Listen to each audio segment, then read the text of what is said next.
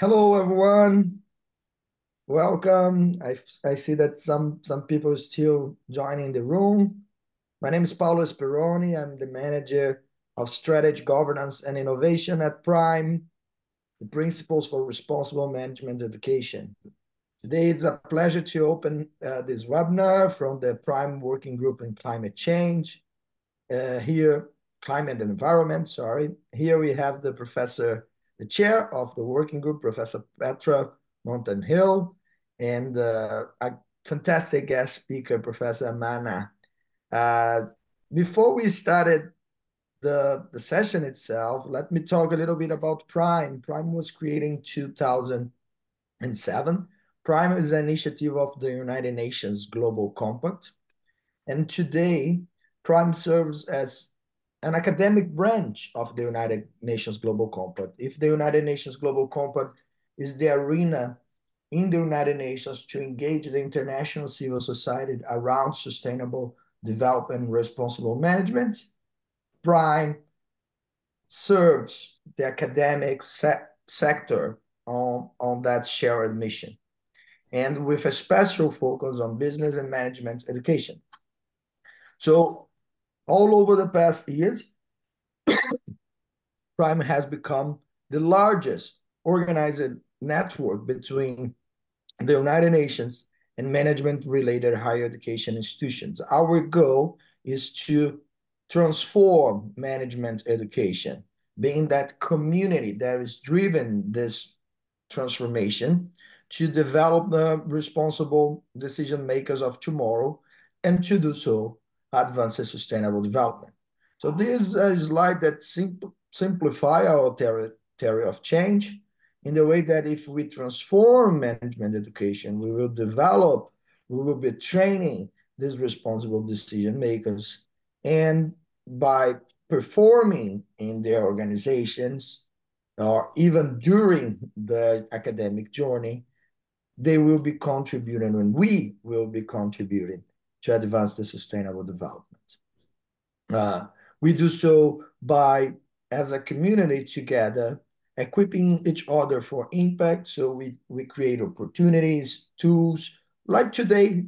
Today classes is one of these opportunities to transform the learning environments, to also share knowledge, which is the second pillar on what we do at Prime, as a space for knowledge exchange. So enabling meetings, gatherings like today, it's one of our mission.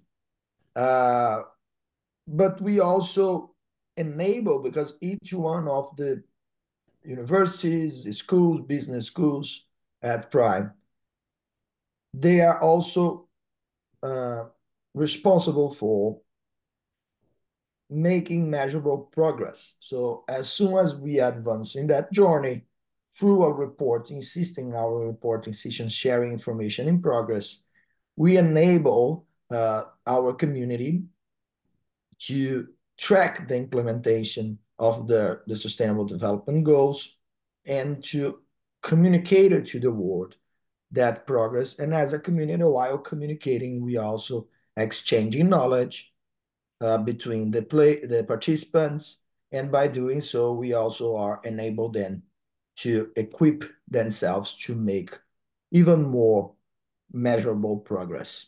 So that's our what we do.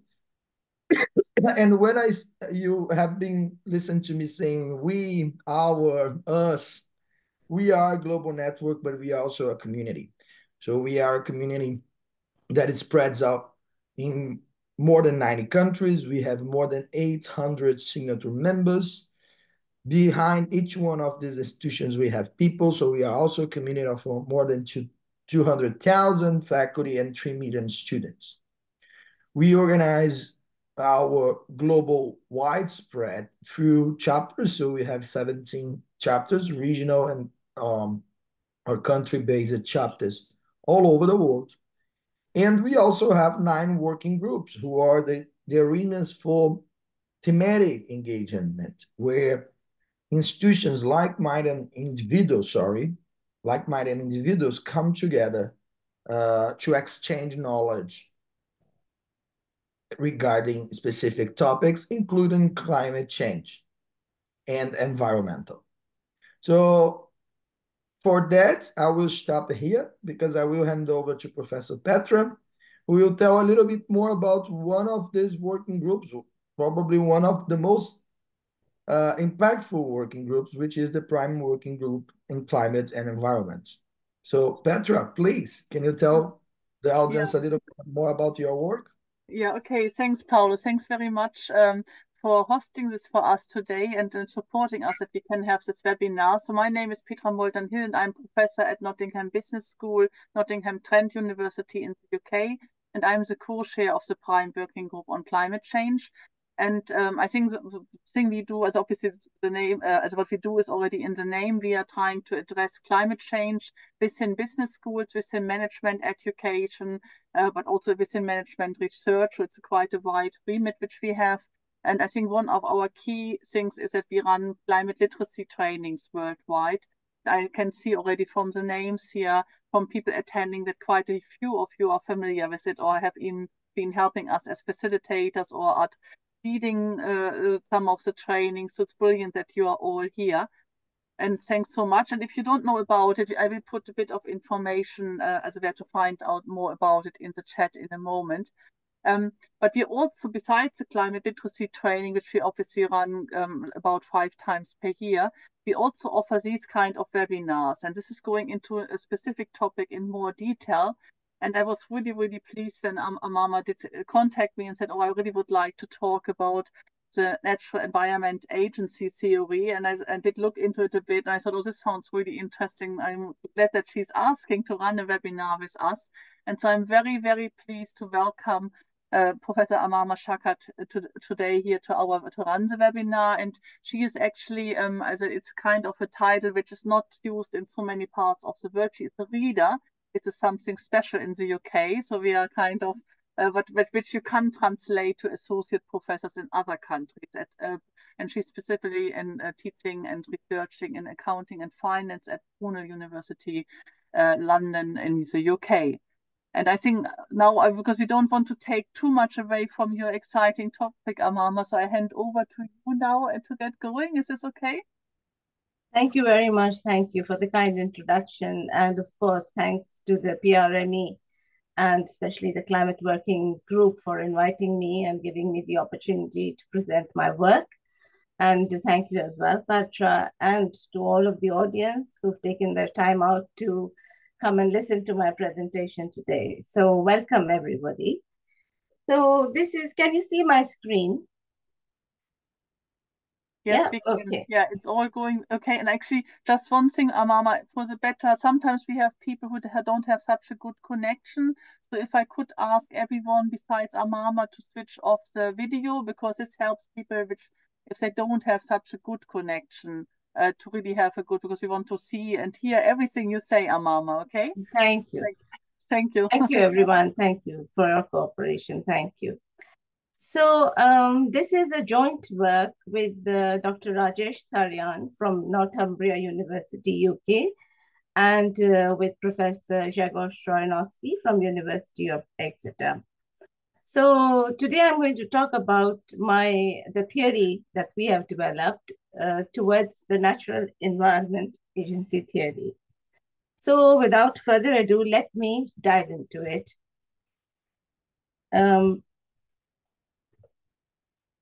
Just a minute. So according to a World Economic Forum study, a recent study, there is no future for business as usual.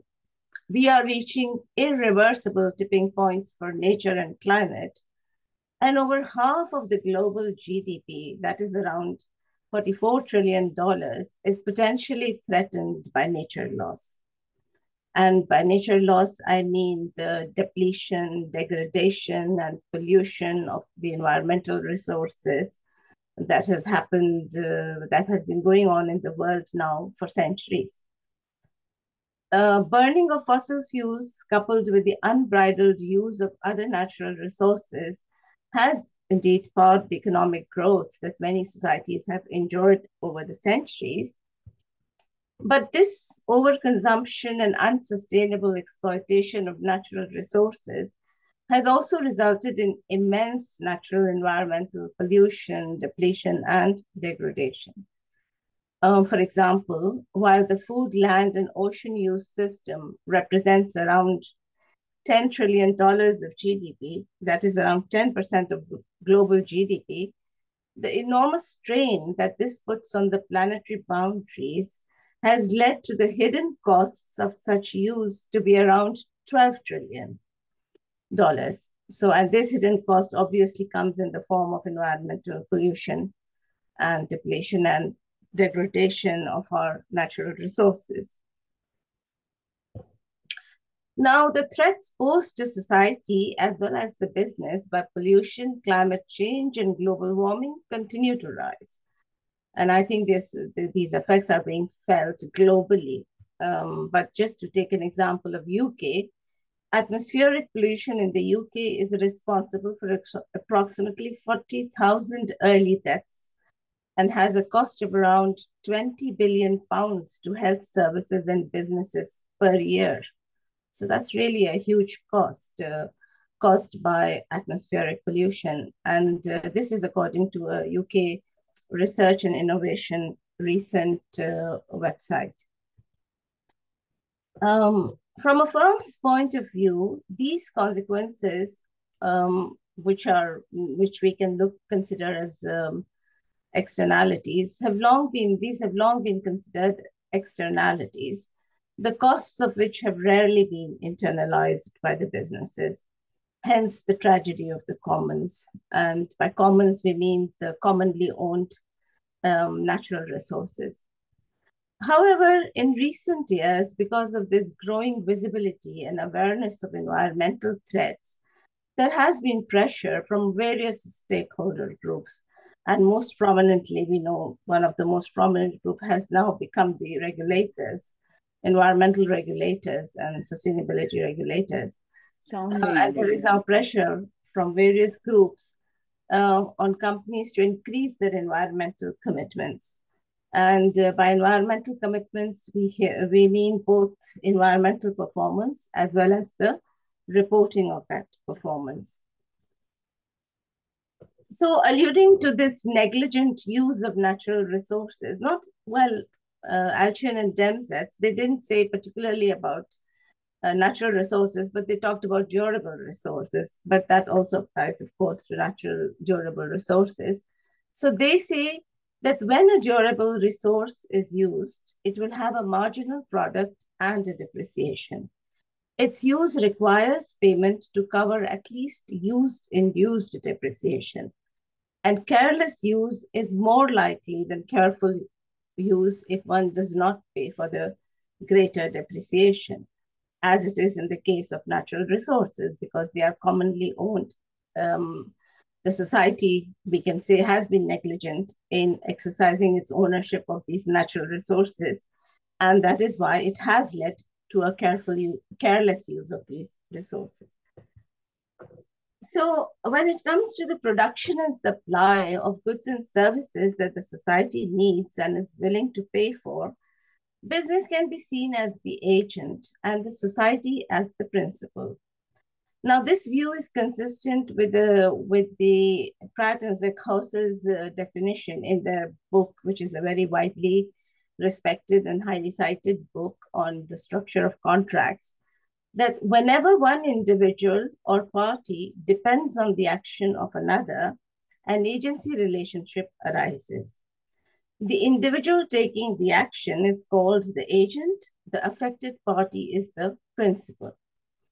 By this definition, we can consider business that produces and sells in return for a profit the goods and services that the society needs as the agent, and we can consider the society that buys and consumes these goods and services as the principal. So basically, drawing on the concepts from stakeholder theory and the agency theory, which has been very popular and very widely cited theory, developed in the context of the relation between a public firm and its shareholders, in the financial economics literature. So drawing on insights from the stakeholder theory in the management literature and particularly the agency theory in financial economics literature, we apply it to understand the behavioral implications of the implicit contract between the firm and the society in the context of the natural environment. And we call it the Natural Environment Agency Theory, NEAT. That sounds like a nice, neat name. Okay, so what we do is we adopt the business as a nexus of contracts view. And this is quite a prevalent view in the agency theory literature, that a business is a nexus of contracts with various stakeholders.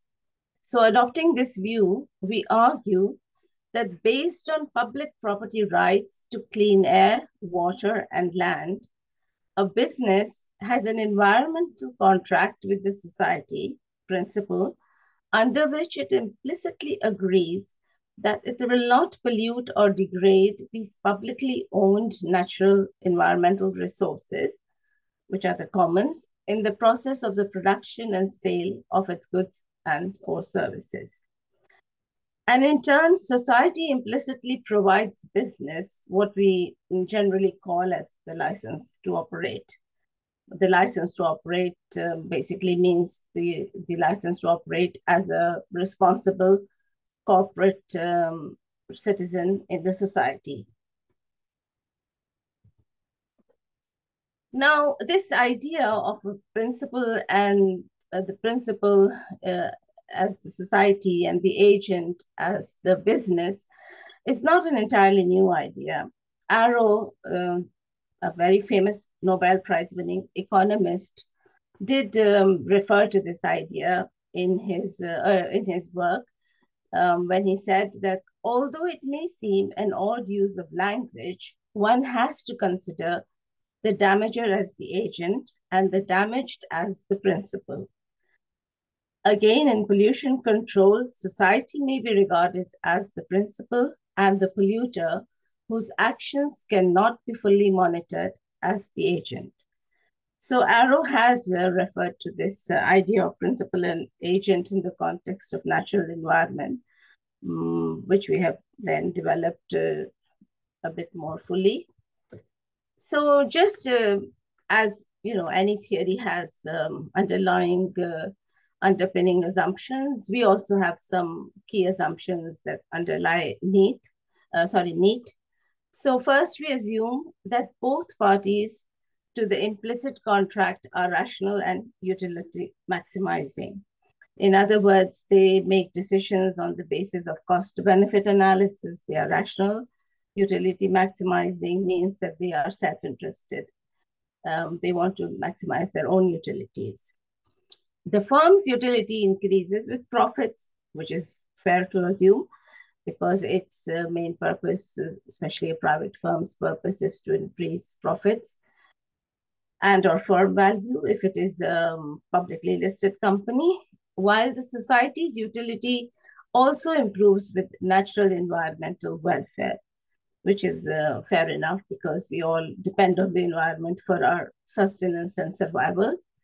So this is the key source of divergence of preferences and agency conflict, which you can consider as agency conflict. Whereas the agent wants to maximize profits, the society also wants healthy and clean environment.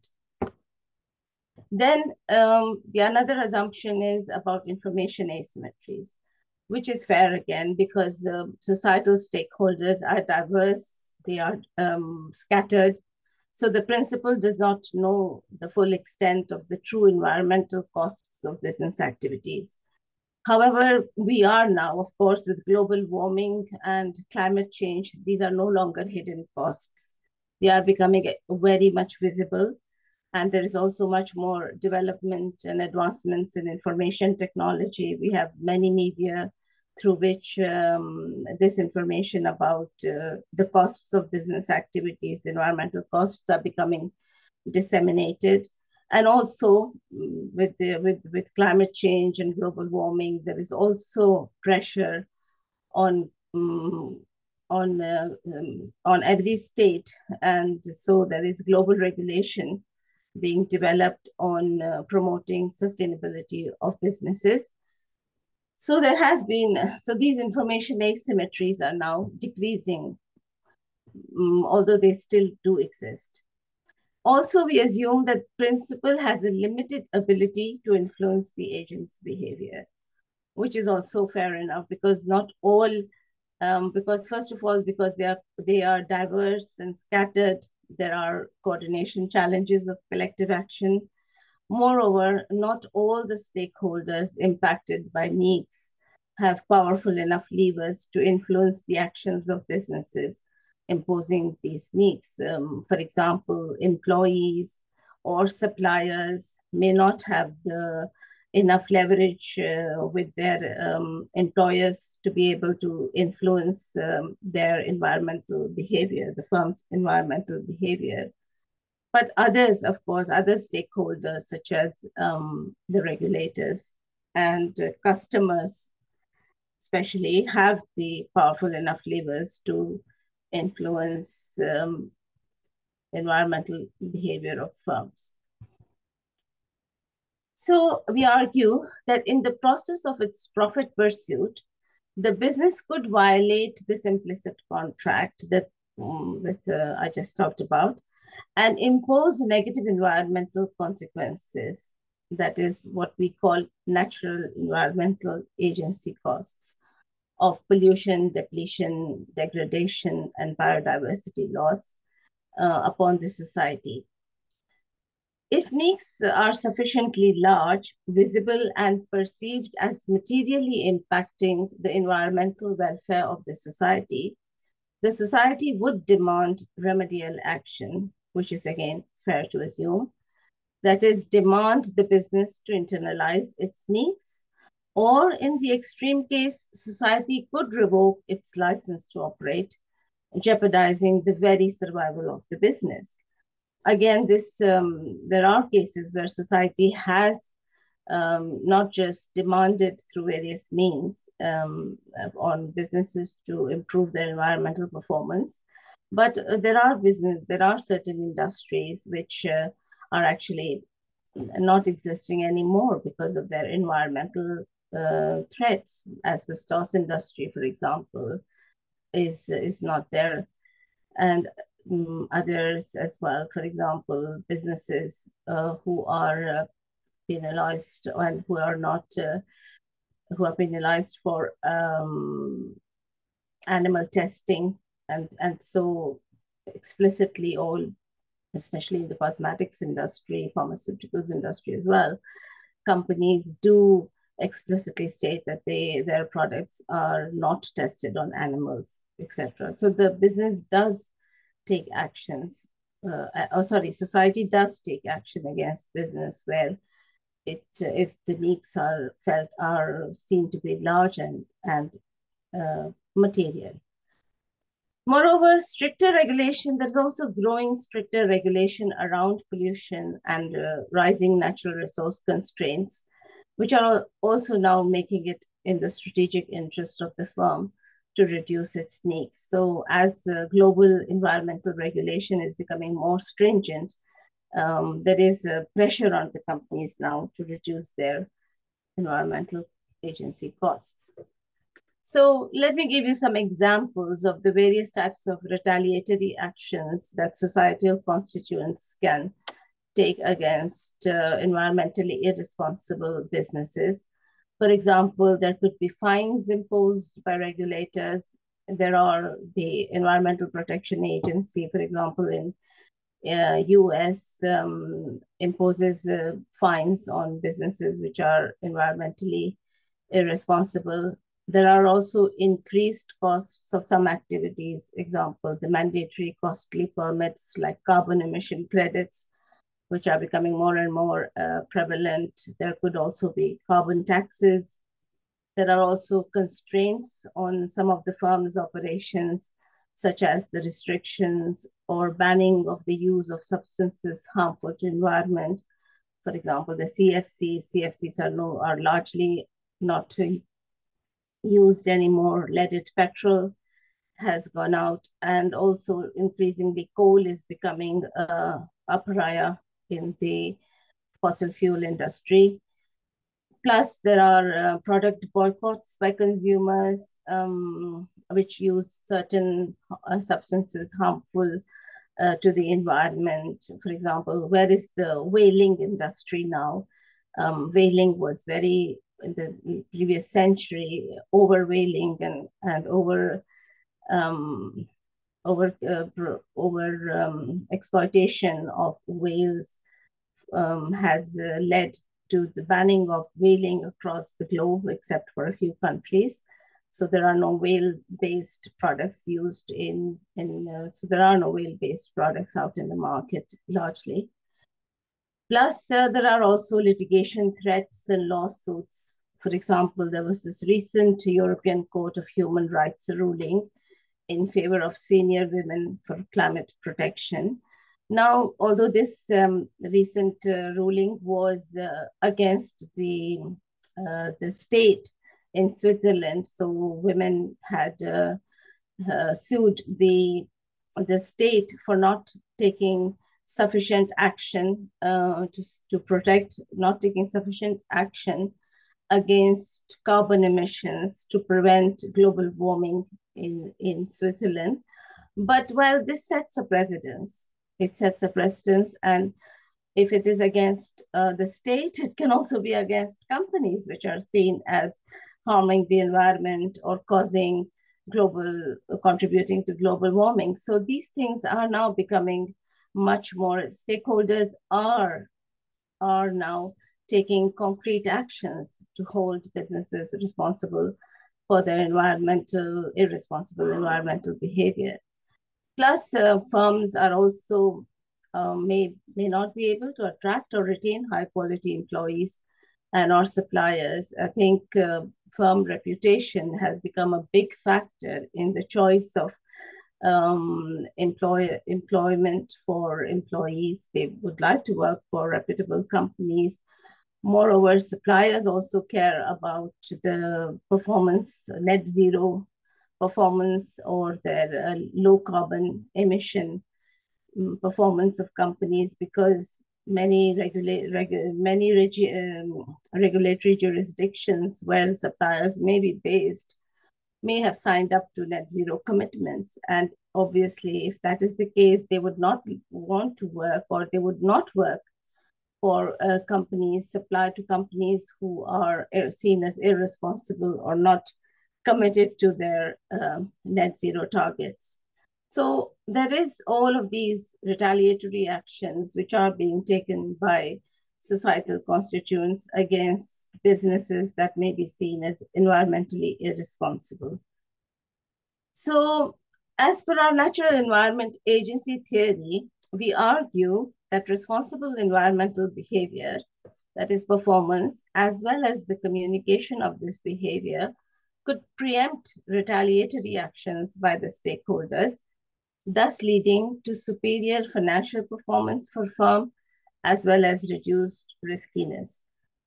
And in fact, according to the World Economic Forum study, a recent study, a people and nature positive business scenario has the potential to generate $10.1 trillion in annual business value and could create up to 395 million jobs by 2030. So really, businesses need to wake up and avail and come up with innovative ways of aligning their economic and planetary goals.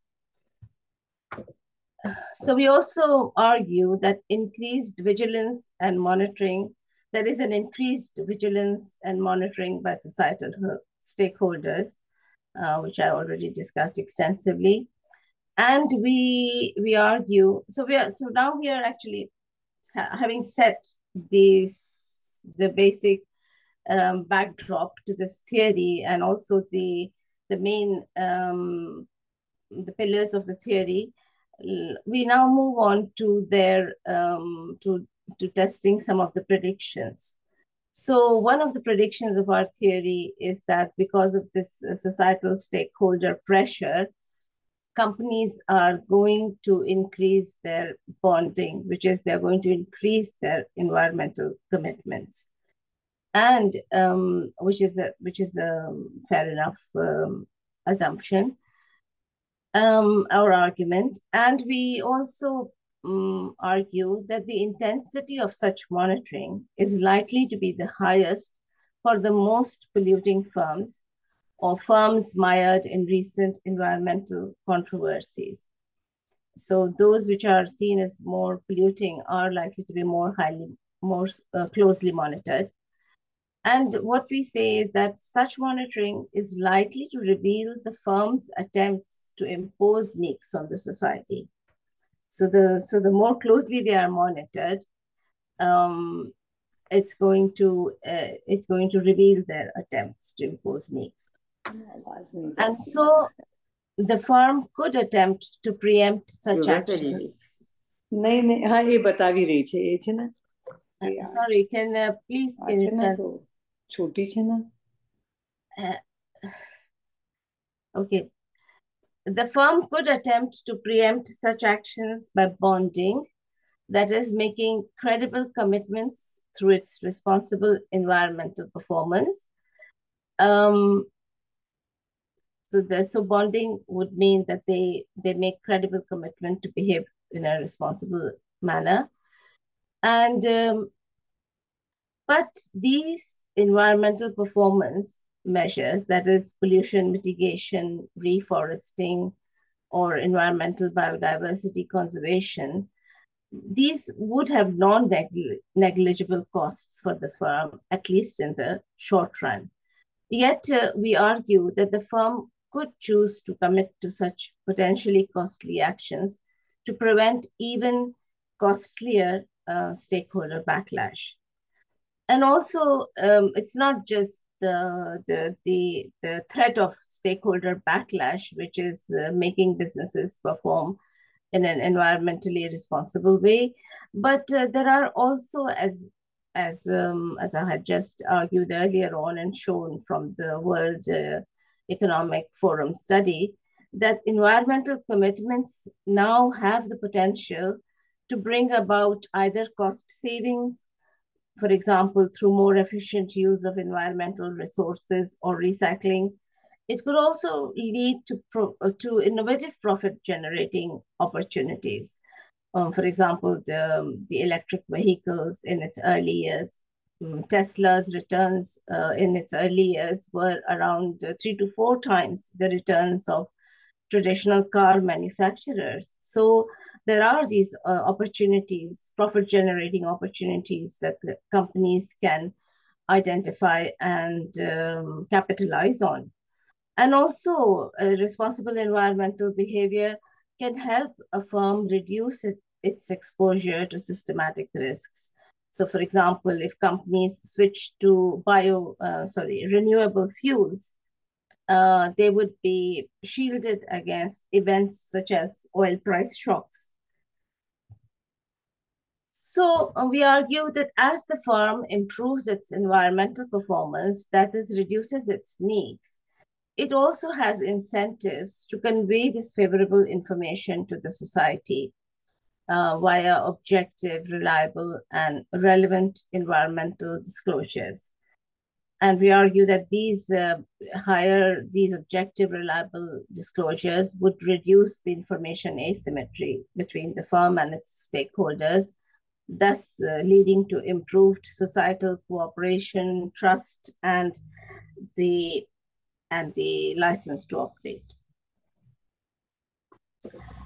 Based on all of these preceding arguments, the first prediction that we generate is that there is a positive relationship between the extent of monitoring and pressure of corporate stakeholders and firms' environmental commitments. So, which I think I've already argued extensively. So, and these environmental commitments here encompass both environmental performance and the communication of this performance. However, bonding and monitoring are not the only means that could mitigate agency problems. which is NEACs. Agency literature has recognized the role that incentives could also play in aligning the interests of an agent and a principal. And many of you would be familiar with the incentives such as pay tied to performance, such as stock options or stock grants in the case of aligning interest of managers with stockholders. Similarly, now there is also the integration of environmental and social criteria in executive compensation. And this is mainly to align the interest of managers with the societal interests. So there are environmental and social KPIs in the executive compensation of managers. And although this is a relatively recent development, but it is becoming increasingly prevalent practice in environmental governance. A similar effect could also be observed for other environment-related incentives. So it's not just managerial compensation that may have environmental incentives, but firm-level incentives could also be there. And there are now many awards that have been put up in jurisdictions, various jurisdictions, to encourage firms to become more environmentally responsible. And earning these awards, winning these awards enhances the firm's reputation. And by enhancing reputation, it enhances the firm's ability to generate profits. So the second hypothesis that we posit is that there is a positive relationship between firm managerial environment-related incentives and firm environmental commitments. And of course, as I've just argued earlier, the extant and also what we have found in the empirical extant literature, there is evidence of a positive link between firm environmental performance and or disclosures and its financial performance and valuation. And I think I've already argued that to quite an extent, so I won't go further into that. Plus, there is also evidence in the prior literature that firms' environmental commitments and firm riskiness are negatively related. In other words, the more environmentally responsible the firm, the lower its risk. So accordingly, we posit some more hypotheses. We say that the stronger the environmental commitment of a firm, the higher its subsequent financial performance, and the stronger the environmental commitment, the lower its subsequent risk. So let me now summarize all of this in the shape of this model that we develop and later test.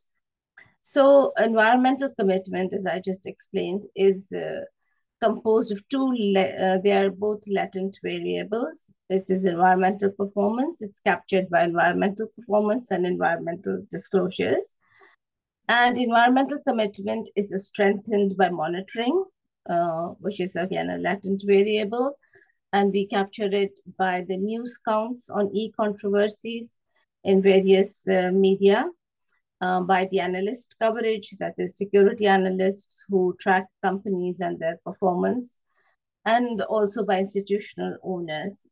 Increasingly, we are aware that many institutional owners have included ENS and also G criteria into their portfolio screening processes, and they choose firms which in their portfolio which are responsible in these areas, ESG areas. So we capture the monitoring through these three variables. And we capture incentives by sustainability-related compensations, incentives in managerial pay, and also by the environmental awards that might be around in the jurisdiction. So So we say that both monitoring and incentives would strengthen commitment, which is H1 and H2, and the increased commitment would lead to improvement in subsequent financial performance, which we capture by return on assets and Tobin's Q or buy and hold returns, stock returns. And we also capture subsequent financial risk by the standard deviation of return on assets or by stock return volatility. So we've used financial performance measures, both operating performance measures as well as market performance measures. So what we then do is we employ data on US publicly listed companies from 2005 to 2019. And we use a structural equation modeling methodology using these technique, we find support for all our hypotheses. In other words, we find that monitoring strengthens bonding, that is firms' environmental commitments, and the improved the better environmental commitments also improve firms' financial performance as well as reduce its risks. I have not gone here into the details of the data and the results because I wanted to keep it more accessible to all audience. But of course, the details of it are there in our research paper, which is available on SSRN. So I'm now just going to summarize the contributions of our work. So basically, our paper makes a number of important contributions to academia, to policy and practice. And in terms of academia, these are relevant for all, basically, because the agency theory has been already a very successful theory when it comes to shareholder and investor relation for both academia, for policy and practice. And I think this extension of the scope of agency theory to develop and study the behavioral implications of the natural environmental contract between business and society can also go a long way in improving the outcomes for both business and society through various institutional and firm level mechanisms and stakeholder related actions. So basically this agency theory, the natural environment agency theory, it identifies key sources of agency conflicts, that is profit versus planet, and it articulates the resultant agency problems, which is the natural environmental agency costs. Now, this is a very important, well, I think personally, this is a very important contribution of our work because these pollution, depletion, degradation have long been considered as simply negative externalities. And they have been seen as a sign of market failure in economic literature. But by positing them as agency costs, we highlight the governance mechanisms, particularly monitoring, bonding, and incentives that can be called upon to align business and societal goals in the environmental arena and facilitate NEAC reduction and reversal. So instead of seeing them simply as negative externalities, simply as a sign of market failure, by articulating them as agency problems, we can actually invoke governance mechanisms that can help us to identify these NEACs and also take action to reduce and reverse their impacts, which is really what's needed. It's not just enough to reduce NEACs. We have to reverse the impacts of NEACs. We've got to reverse the impact of depletion and degradation if we want to have a sustainable planet. So by positing as a two-way agency relation, which is also a new approach. Prior literature on the relation between business and the environment, natural environment, has mostly just looked at the responsibility of the business in terms of protecting or being an effective steward of the environment. But by positing as a two-way agency relation, we put the onus on both the business as an agent and the society as a principal to play an active role in mitigating and reversing NEACs. So we see the society as an active player as well, and having the responsibility to hold businesses accountable for their environmental actions. And this systemic understanding, we believe, can ultimately allow all interested parties, including businesses and their stakeholders, to understand their role and responsibilities in moving from environmentally unfriendly modes of production and consumption to more friendly modes. And this, I think, is essential for the survival and the sustenance of our planet and all life on it. So thank you very much for listening. And the full paper is available at SSRN website. If you would like to download and read the paper, then please feel free to access it from SSRN's website. And I'm very happy now to take some questions and comments. So thank you very much, everyone, for listening. Yeah, thanks very much, Amama. This was very, very interesting. And we have already some good questions in the chat. Clemens, are you okay to ask them yourself, or do you want me to read them out? I mean, I can see one. Let me go through the topic from the. I can't see the questions here. I will read them out. It's maybe easier, Amama, if I read them out to you. Okay, thank you. So, as Clemens has asked, are both parties rational? We know from various studies that they are not, and utility maximizing in the classical sense of stable preference is also not true. How will that influence the theory? Yes, I think that we start with the assumption that the two parties are rational, because but in reality, of course, there are irrational, just as there are developments on irrational behavior in even departing from the normative assumption of rationality. There is work in the regular agency theory on irrational behavior, herding, for example, when in stocks, where investors herd in buying stocks, etc.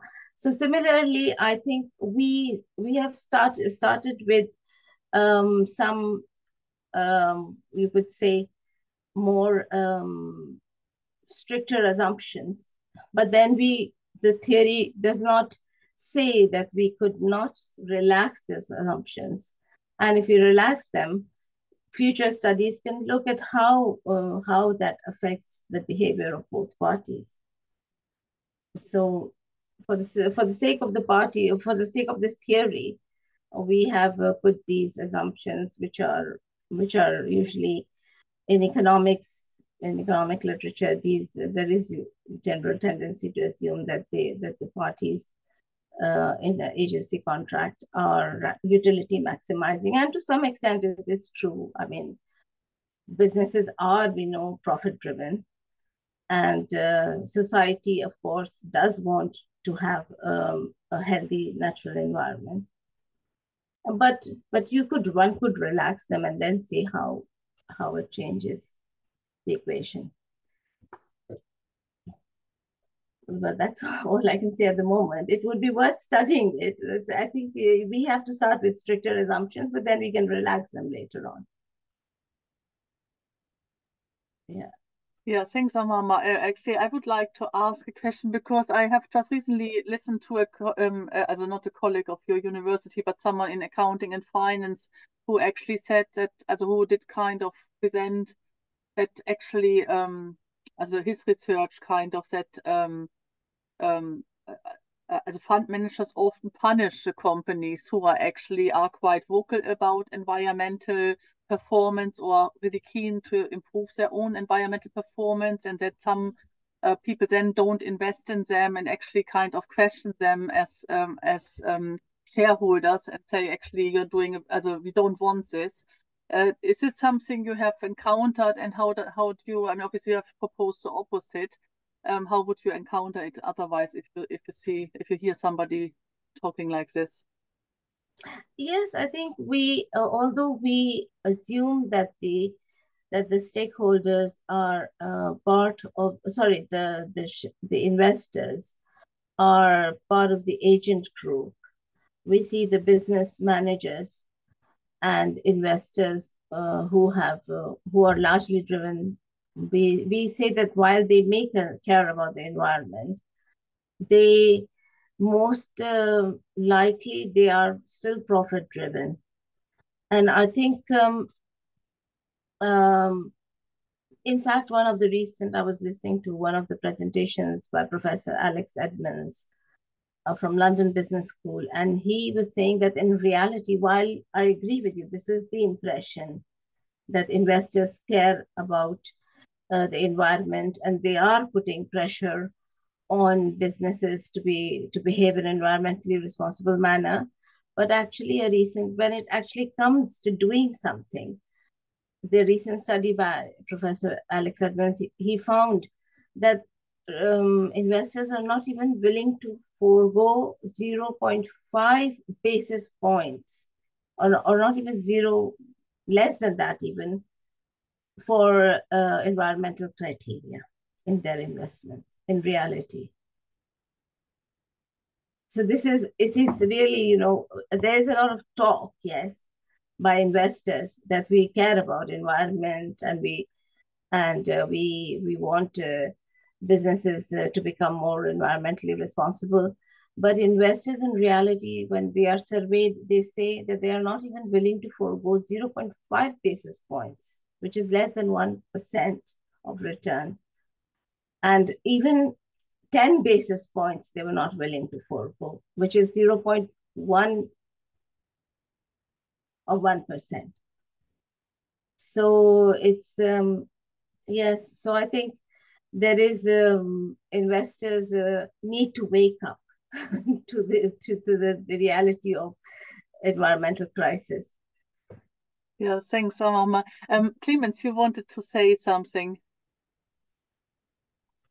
Thank you, Petra, and thank you, Amama, for this really interesting presentation.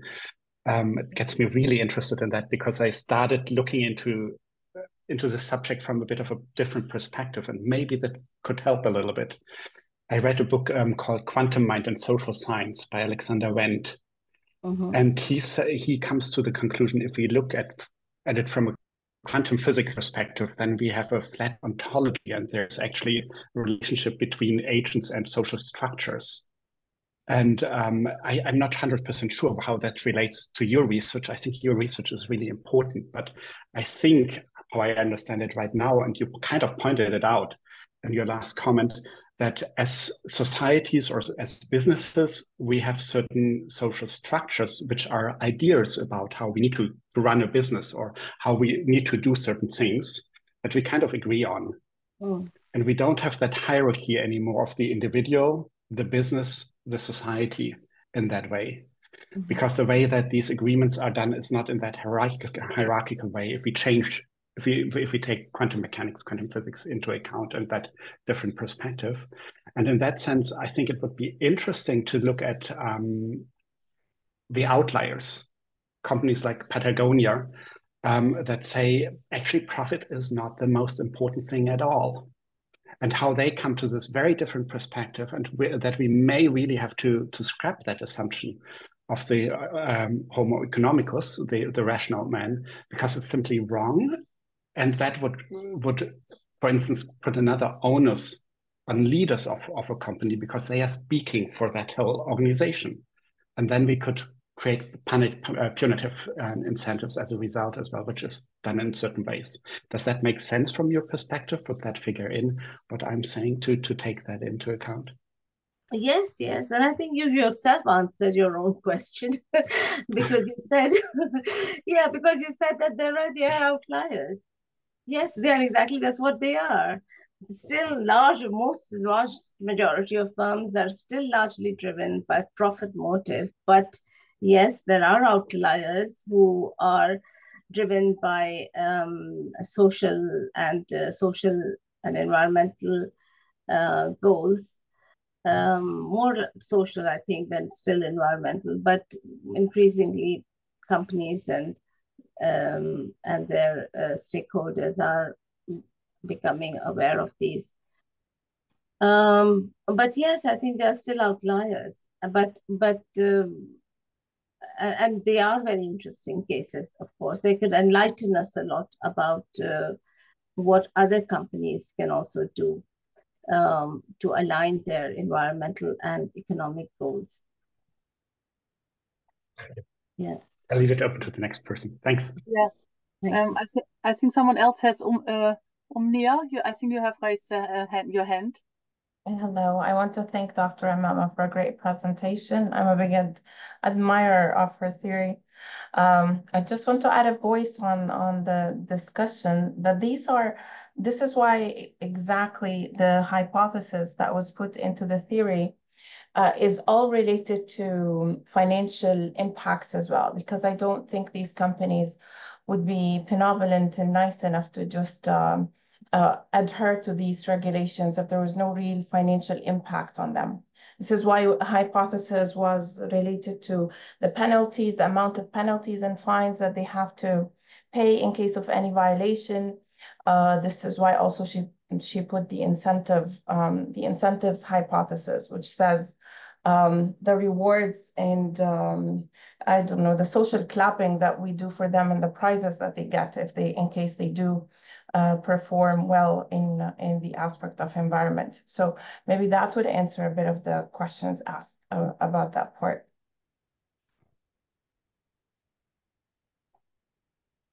Petra, you're muted. No, I'm not. I was waiting for Amama to answer because. Yeah, no, I think you're. Yeah, no, I think I agree with you that the incentives can play a very important role in aligning in economic and environmental goals for businesses. And I think companies, but they are not going far enough. I think companies have still only their incentives related to environmental and social KPIs are still very weak. I think there is still a lot of room for strengthening those incentives. I think there's still a lot of room there. Yeah. Okay, Amama, I think we are already at the end, if I'm not mistaken. It went very, very fast. And I think there's a lot to discuss. And it was really, I think it's a really, really nice theory. And I hope that you actually get a lot of traction with it, because I think it's what we need, these kind of theories, that we actually change the behavior of investors, change the behavior of shareholders, change the behavior of companies. So I wish you lots of success with this theory as well. And it would be nice if you do more research, and maybe you can study the outliers one day as well. Why do they behave differently, kind of. So thanks very, very much for coming today and giving us this insightful talk. Thank you. Thank you very much. Thank you, everyone, also for listening. And I hope it inspires you also, to everybody others who are especially management students who are here, to think about what are the various ways that we can exert our influence on businesses to become more environmentally responsible, and how can we research and innovate in processes and products that can help businesses align their environmental and economic goals. Yeah. Thanks very much. Thanks very much. And thanks, Paulo, for hosting us. And thanks, everyone. Thank you. Okay, bye. Thank you, everyone. Bye-bye. Bye. Thank you.